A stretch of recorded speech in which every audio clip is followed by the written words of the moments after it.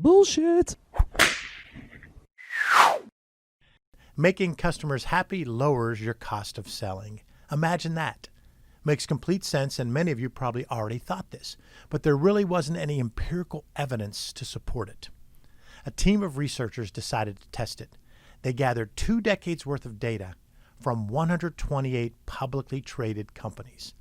Their analysis showed that a 1-point increase in the American Customer Satisfaction Index score lowered a firm's future cost of selling by almost 3%, amounting to $138 million in savings annually. It's the No BS Marketing Show. I'm Dave Mastovich, CEO and founder of Massolutions, your no bullshit marketing firm. If you knew you could lower your cost of sales by 3%, you'd jump at it. But what's even better is that to get to that savings, you'd increase your customer satisfaction with your company, your products, your services. If you're in charge of your company's marketing, you can now explain to your leadership team the economic value of customer satisfaction and the corresponding reduction in cost of sales. If you're the CEO, president, owner, or CFO, you now have the empirical evidence to support what you might have already thought.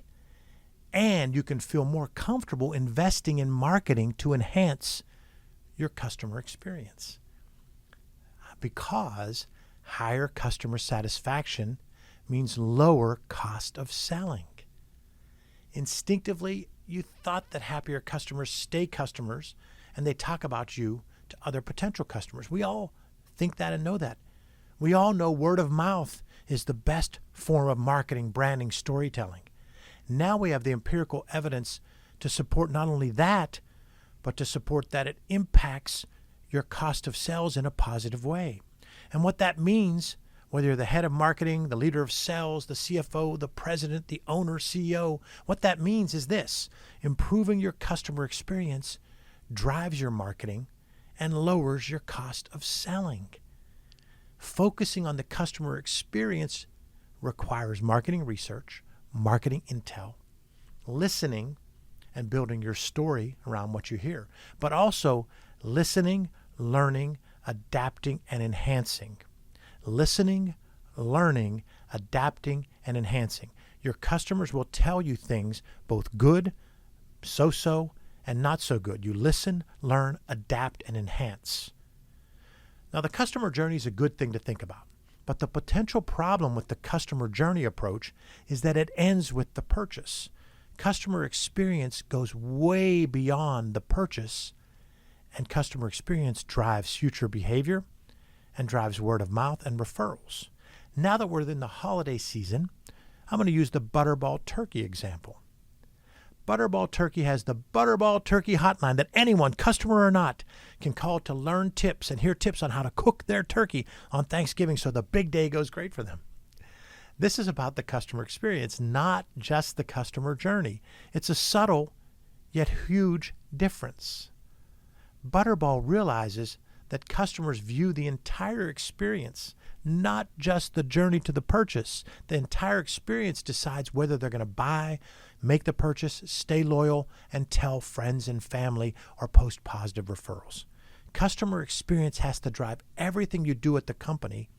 And most importantly, marketing has to continually gain an understanding of what the customer experience is, what's working, what's not, where they have to go to make things better. Marketing has to gather insights about current, prospective, and past customers. They have to understand what the competitors are doing that's working so well.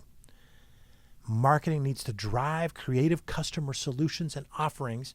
And of course, marketing needs to build and tell your story so that customers are engaged even after their purchase. Senior leaders, owners, presidents, CEOs, CFOs, anyone a part of that senior leadership team, you now have empirical evidence that shows that the customer experience, not just the customer journey, is huge.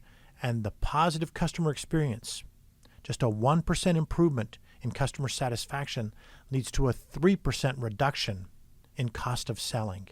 You now know that your benefits are multiple whenever you improve the customer experience. That's why it has to go beyond just the customer journey. We're hearing a lot of customer journey mapping. That's okay. It's a good start. But the whole customer experience goes way beyond that. The customer experience is how they feel after the purchase. The customer experience is whether they're positive enough to make a recommendation, tell friends and family. You now know that improving customer satisfaction leads to positive word of mouth. It leads to brand loyalty, but it also leads to a reduction in cost of selling. Thanks for listening to another episode of the No Bullshit Marketing Show, recorded in the lair in our studio in bold, beautiful downtown Pittsburgh, Pennsylvania. Remember, ask yourself, what's the big idea? And build your story around the answer. It's all about bold solutions, no BS.